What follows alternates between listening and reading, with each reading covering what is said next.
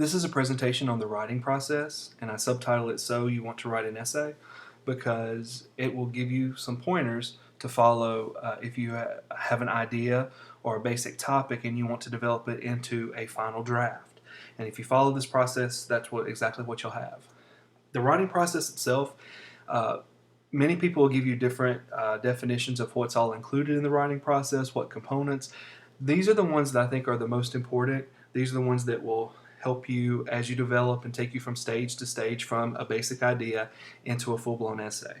And those stages are the planning and idea development stage, pre-writing, organizing, drafting, revising, and editing. And if you can complete all of these, and we'll talk about them in detail, if you complete all of these, you can move from that simple idea or basic topic into your final draft. What do I mean by the planning and idea development stage? This is sort of like the cooking stage, and I call it cooking because anytime you have a topic or an idea, or you have, you've got to write something, there's always going to be a time before you start putting pen to paper or your fingers to the keyboard. You're going to have some cooking time, some thinking time, and it varies for everybody. It takes various amounts of time. Now, if you have a timed writing assignment, the time is a lot less for you. You're under the gun. There's more of a crunch, and you have to think on your feet. You have to think a lot faster. However, when you have more time, if you know what essays due in 3 weeks, your first paper's due in 2 weeks, 3 weeks, whenever, you have some time from the time you know that the essay is going to be due up until you have to start writing it. You have some time to think on it and try to imagine what you're going to write about. Everyone has their own idea development rituals. Some people like to exercise, and while they're exercising, they can think and their brain's clear and their mind, they can focus on what they want to do, and some ideas come to them. Some people take naps, and while they're napping, their brain's relaxing, and when they wake up or just before they go to sleep, they have a good idea. Some people may need to take a shower, and while they're in the shower, they're focusing on new ideas and thinking of what can be done. It's different for everyone.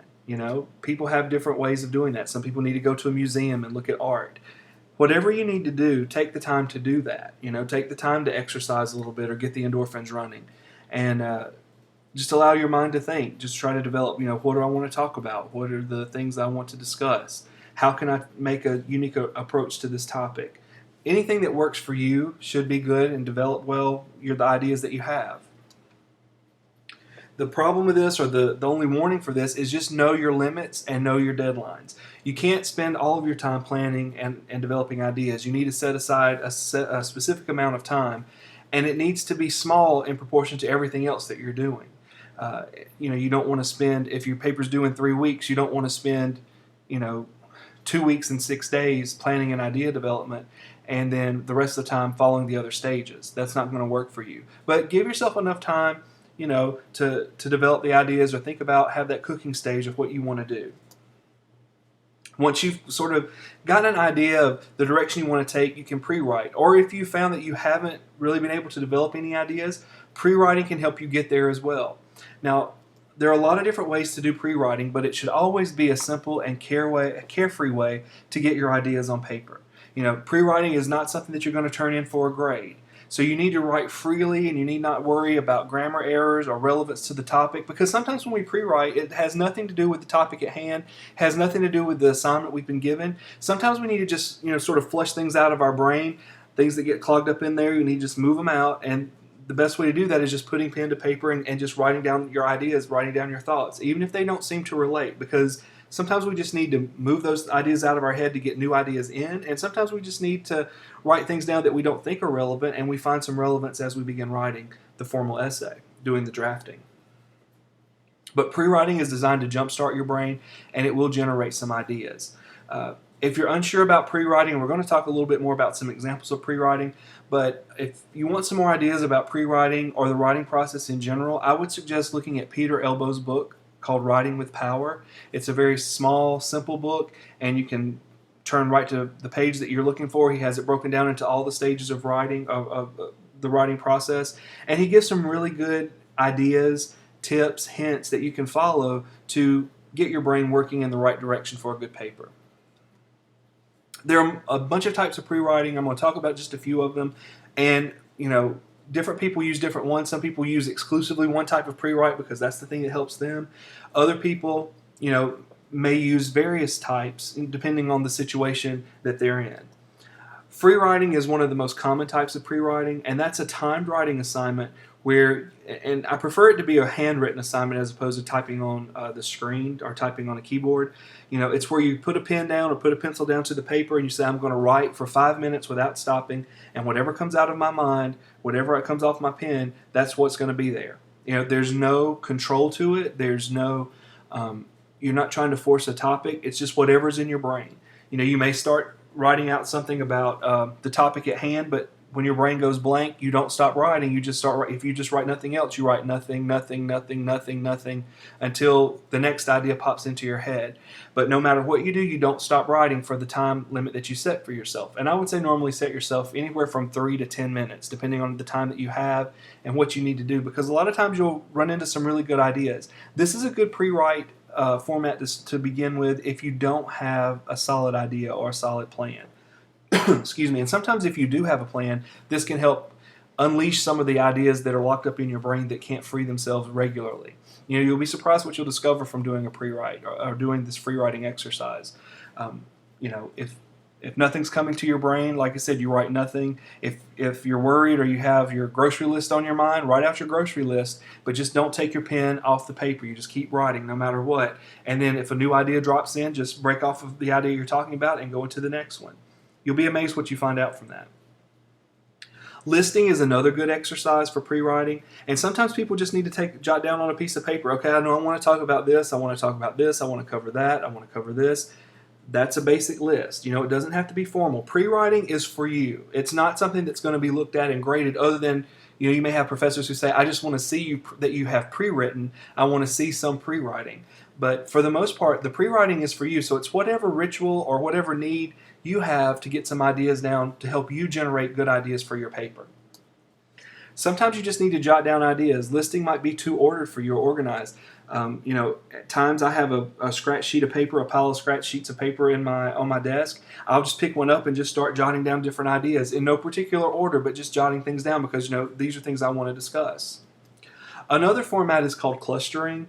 I've heard people call it a mind tree or a mind map, and we're going to look at that in the next slide. But clustering is another good form of pre-writing. When we cluster, we want to begin, say if we have a general topic, sports, and we put a circle around that. And then we start drawing extensions off from that main circle. We build other circles, and then we put words inside of that. So maybe, I don't know what I'm going to put in this other circle, but then I realize, okay, here's the Olympics is one sport I may use. And then I go back to the other one and I say, oh, well, tennis is another sport. What can I think from tennis?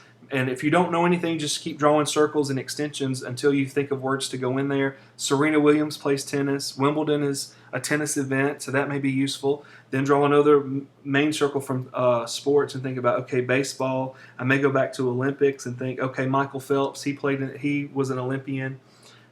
And so as you move through, you'll develop all of these different ideas, and then you can go back and decide. It may be that you're writing an essay on sports in general, and all of these components can fit, but it may be that as you shoot off into various clusters, maybe my essay is going to be about tennis. If I look and see I have a few more circles drawn, a few more extensions from tennis than the others, so maybe my focus can be there. Or maybe it can be on the Olympics and Michael Phelps, and my essay may be on Michael Phelps entirely. But this should help you move your ideas from the brain stage onto the page. And the other thing to notice is if you write them in this format, then you have all the circles that, like you have sports that extends out to baseball, one extends to Olympics, one extends to tennis.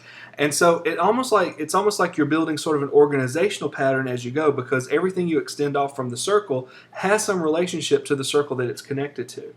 So it may help you when you get to an organizing stage. When we move to the organizing stage, you definitely need an organizing stage between pre-writing and drafting, because you need to start pulling the ideas together that you've developed in pre-writing. But organizing can appear at various stages within your writing, in the writing process, and we'll talk about that in a moment. The first part of the organizing is taking the ideas that you've developed within the pre-write and pulling them together and getting them into the right places. And what that means is you want to separate and arrange your information into like parts. components that match one another. You want to try to divide them up as best as possible. You can do that either by forming bulleted lists. Here's this was the main idea of this aspect, and here's all the other little things I've pre-written that will fall under that particular idea. Here's another idea. So that's one format. Another one is to make a formal or an informal outline. I'm not a big fan of outlines because they're a little too controlled for me, but some people have to have an outline form. And after you've done this pre-write, then you can move into outlining if that's what you need to do, and start moving information and material, things that seem to be like or things that seem to be related to one another. Then move those ideas into different components, into different places, so that you'll have them arranged and separated from the other parts that that have less of a relationship. Remember that the better you organize these ideas during the pre-writing, during the organization phase, that more easily you can shift this information into body paragraphs. Because essentially what you're doing by dividing up this pre-write is you're separating ideas and organizing it so that it can be built into and drafted into a body paragraph. That's all, because a paragraph's going to all be about one idea and unified. That's what you're doing here. You're pulling all those ideas together. And as I said earlier, organizing and reorganizing may occur at various stages. You may have to go back and reorganize as you draft. Even after you revise, you may realize there's some ideas that you want to change. You have to go back and change the order of things. So organizing happens all the time. It's something that you may have to go back and do repeatedly, but you definitely need an organization stage between pre-writing and drafting. Once we've finished our organization and we've got as much material as possible, everything's divided out, then we can start drafting, and it's going to help us draft our paragraphs. This is where you're going to convert that useful material from the pre-write and from the organization phase. The first draft, though, remember that it's only designed to work out the kinks and flaws in your plan. Don't write with the idea that I'm just going to write one draft and turn that in and that's going to be enough. Most colleges are more involved with the writing process than what they were even when I was in college, and that wasn't very long ago. And they want you to write at least one draft, sometimes two, sometimes three, before you turn in a final product.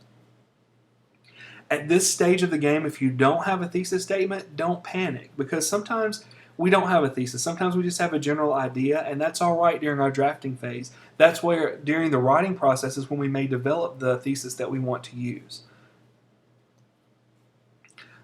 Now, start taking and arranging the information and ideas into a logical order. In other words, you've already organized things. If you've done a good organization, you can start building your paragraphs. But then even within that, you may decide during the drafting phase, what I've planned to be that looks like it might be my third paragraph, that might actually be my introduction now. And what I thought was my conclusion, maybe that needs to be reworked into my second paragraph, my first body paragraph. So this is where what I'm talking about. The organization phase keeps happening over and over again. You may also realize as you arrange these ideas that something doesn't work well and you want to throw it out altogether and you need a new component, which means you may have to go back and pre-write a little bit to develop the ideas for that new component. It's a very fluid, flexible process, the writing process, but these are just the stages you need to be aware of as you move through them. Again, grammar, spelling, diction, none of this matters here. Don't worry about perfection in the drafting stage. That's not what drafting's about. You need to focus less on this and focus more on the content and making sure that you're getting the content in the right order and that you're delivering the appropriate amount. Drafts, again, they're not meant to be perfect. We're not striving for perfection. The only time you want it to be as close to perfect as possible is when you get the final draft. But that's not what these stages are about. As you write, you're going to constantly change and shift information, and that's fine. Just be willing and know that you have to do that. Remember, it's paper or it's a screen. It's nothing that's chiseled in stone. You can always make changes. You can always go back and reorganize. You can always go back and pre-write again. Scrapping ideas is something that happens during the writing phase. Just because you write it doesn't mean it's going to be kept. And this is a question that I always get from students. How many drafts do I need to write before I submit my final draft, before I submit the final version to you? The answer to that is as many drafts as necessary. You have to write as much as you need to write to get to the most polished version of your essay possible. So for some people, they can write one draft and then go and make a few revisions and can turn it in and it looks great. For others, they may need 2 or 3 stages to take the draft through. The saddest thing about writing, and this is something that people don't realize all the time, is time and effort really don't mean a whole lot when it comes to the writing process or when it comes to writing and being a successful writer. Some people can work overnight, take a few hours, sit down and write, and spin out a masterpiece. Other people, it may take weeks or months or several days to keep writing and redrafting and honing in on a topic. That's just the way life is. That's just the way writing is. So time and effort don't really mean anything. So you may need extra drafts to get to the most polished version of your writing. Once we've taken it through as many drafts as we think we need to get to the point where we think, okay, I think this is the final version that I want to submit. This is the final version that after I revise and edit, this will be the version I submit for a grade or submit for review. That's when you need to enter into your revising stage. But I would say you always need to take a break between that drafting and revising phase, because after you've drafted, your brain's tired, your brain's been working very hard to get all the ideas together. You need some time away. Your brain needs to rest. You need to have a little entertainment. You need to forget about it for a few minutes just so that you can come back with a fresh mind when you start to revise, because revising is a very important part of your drafting, or a very important part of the writing process. Now, revising does not mean editing. And before I even say that, with the taking the break, go to the movies, call a friend, talk to a buddy, go do some exercise, surf the internet, watch a movie, do whatever you need to do to kind of get your brain out of that mode of thinking about what's going on with my draft. The revision stage, you need more time to focus. You need to come back with a fresh mind, fresh idea. It doesn't mean editing. That means you're not checking for grammar, punctuation, spelling, surface errors. None of that stuff matters at this phase. That's the last thing you do. Revising means something entirely different. What you do in the revision stage, you need to review your draft carefully and with a critical eye. And if you've distanced yourself from the draft for a little bit and you come back to it, well, you have that fresh eye and you can read it critically. Consider, as you read during the revision stage, consider how your audience will respond. We've talked a lot about in the other presentations how important audience is. And if you know the audience you're directing this to, then you should read as though you're a member of that audience and try to find points that, how will this be received? How will an audience that I'm gearing this toward, how will an audience member accept this or receive this? And tailor it. You may need to tweak your draft so that it conforms more to the expectations of an audience. Check your claims. Ensure that all of the support and evidence that you provided is enough. Make sure that you've given enough information for everything. Make sure your topic sentences are well defended or supported. This is a stage where you do that, where you say, oh, maybe I need to go back and do a little more research. That's what the revising stage is about. Also, you need to consider your stake in the writing. And what I mean by that is that sometimes after we've written something, we go back and look at it and it's not exactly the product that we wanted to start out with. And sometimes that's okay and sometimes it's not. Maybe after we read it, we realize our view has changed. And if our view has changed dramatically and we're passionate about the topic we're discussing, then we may have to go back and tweak what we've said. If our view, or maybe the essay doesn't really fully present the viewpoint that we have intended. So then we have to go back and tweak for that as well. You also want to make sure that your thesis statement matches the details and the content that the body paragraphs convey. If your body paragraphs don't match the thesis, if you think there's a different argument being presented, then you've got a problem and you need to tweak something. Sometimes it's easier to change the thesis statement to match the body paragraphs than it is to rework an entire paper to match a thesis statement. But if you're passionate about the thesis statement and it's something that you need, then you may have to go back and revise your entire paper to match that thesis statement. So that's why this is a stage where we make sure that everything matches up, that everything makes sense. I always say let somebody else review your work. A peer review is always great during this time frame. Get as much feedback as you can. You can talk to a classmate, a buddy, someone who's well-versed, and you explain what you're needing. The tutoring center at most colleges will do this if you go in and tell them what you're looking for. But always remember, no matter how much feedback you get, you're still the writer, you still have control of your paper, and you have to make the ultimate decision of changing what's been suggested. Okay? So you're not bound to making changes, but you have to make the choices of what changes are right for you or right for the essay, because not everybody's going to give you the best information. Once you've completed that revising stage, then you can move into the editing phase. And when you edit, that comes at the end after you've revised, after you're ready. This paper is ready to go. Now it's time to all I need to do is edit, and that means I just need to check my surface errors, the errors that are on the surface. The content is okay because that's what the revising stage takes care of. Now I'm looking for the editing where I'm going to make sure my spelling is correct, the grammar looks all right, punctuation is in place, Nothing's missing. I'm going to check for wordiness and clarity. I want to make sure that the sentence that I intended to write here is the sentence that appears, that there's not a word missing, something's been left out, someone might misunderstand. That's where you check that. You also want to check for the wordiness. You don't want to be a wordy writer. An example of this that I always use for wordiness is people who enjoy using due to the fact that. Due to the fact that is a very wordy statement and can almost always be replaced with because. And if one word can replace 4, 5, or 6 words, then always try to do that. So due to the fact that, move away from that, just use because. I think sometimes people think they're sounding more technical or more official when they say due to the fact that, but it's most often a very wordy statement. Here are some points to remember as you review the writing process and begin your own journey. Always allow yourself adequate time for planning and pre-writing. Those are very important stages. Write as many drafts as you need. Never worry about surface errors until the editing phase begins. Changing the errors, the surface errors, that's not important until the very last. And revising does not mean editing for errors. Just keep that in mind. Changing your content. Editing actually means working on the surface errors. So revising is changing content, editing is improving the surface errors. If you got all this down, you should have a successful experience with the writing process and should be well on your way to writing a nice paper.